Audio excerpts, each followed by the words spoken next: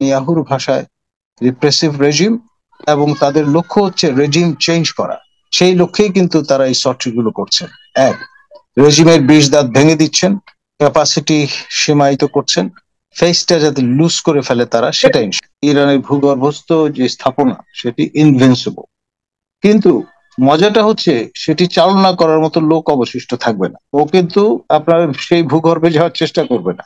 সে যেটা করবে, যাদের দিয়ে পরিচালনা করা হয় সেই লোকগুলোকে মেরে ফেলা, এবং অনেকাংশে তারা সফল।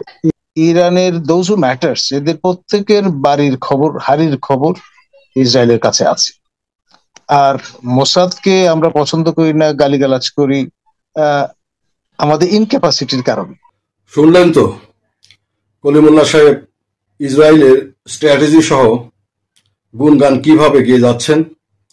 মূলত এই 12 দিনের যুদ্ধের পুরো সময়টাই উনি এইভাবে বিভিন্ন যোগাযোগ মাধ্যমে, সামাজিক যোগাযোগ মাধ্যমে এইরকম ভাবে ইসরায়েলের গুণগান গেয়ে গেছেন। ওনারা টেকনোলজিতে সর্বশ্রেষ্ঠ, ওনারা চাইলে সবকিছু করতে পারেন।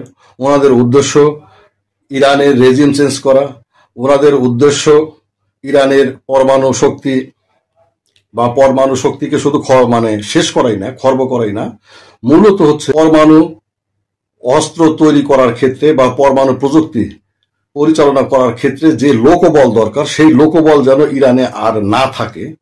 একের পর এক সমস্ত লোকগুলোকে মেরে ফেলা, বিজ্ঞানী সহ সমস্ত ধরনের পারমাণবিক চুল্লি অপারেট করার মতো লোকজনদেরকে নিশ্চিহ্ন করে দেওয়া। মূলত আপনারা হয়তো গুপ্তচর বলতে এটাই বোঝেন যে গুপ্তচর মানেই হচ্ছে অন্য দেশের মধ্যে ঢুকে টার্গেট কিলিং করা, মানুষকে হত্যা করা। গুপ্তচর অনেক ধরনের আছে, শুধু হত্যা করা নয়, মূলত দেশের হয়ে, উক্ত দেশের হয়ে প্রচার প্রচারণা চালানো, উক্ত দেশের সুপিরিয়রিটি, তারা যে সবার চাইতে উত্তম, এই জিনিসটা প্রচার করাটাও গুপ্তচর বৃত্তিরই একটা অংশ।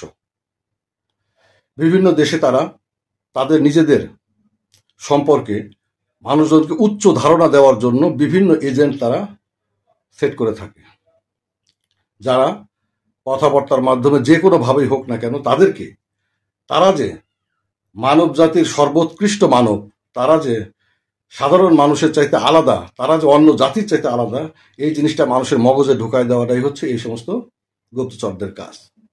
এখন আমি বলতেছি না যে কলিমুল্লাহ সাহেব ইসরায়েলের গুপ্তচর, কিন্তু এই টাইপের গুপ্তচর তারা প্রায় প্রতিটা দেশেই নিয়োগ করে থাকে।